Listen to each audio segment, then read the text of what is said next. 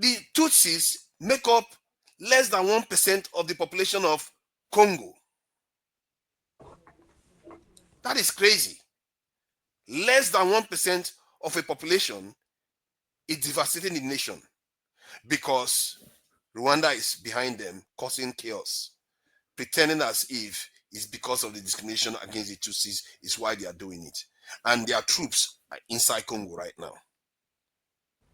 If that was the case, why have we never heard of Kagame making this case to the UN, to the African Union, to the East African organization, or even AU? I've never heard him make this case before. Suddenly, he's making the case now. He's sounding very much like somebody I know. We've been hearing about in the Middle East recently. He was sounding so arrogant because he knows he has been empowered. You know, when he talked about this monkey on shoulders, he has been empowered by forces. And you know, 4 or 5 years ago, I was on a platform with this lady. She kept playing this video where Americans were talking about how they work with their partners to manage events around the world. And in Africa, when they are talking about Africa, they are showing Kagame. And during that time, they are showing Kagame's forces. During that time, we were always praising Kagame. Remember, 4 or 6 years ago, people thought Kagame was a good guy. He was defending Africa. He stands up to the Europeans.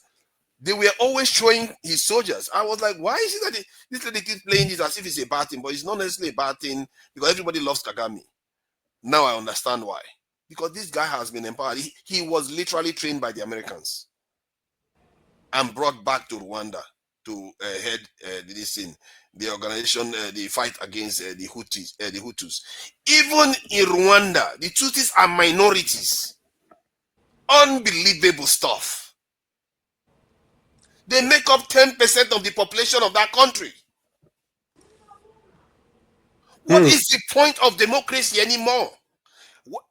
This is why it's good to look at data sometimes. Don't look at the nonsense they are talking about.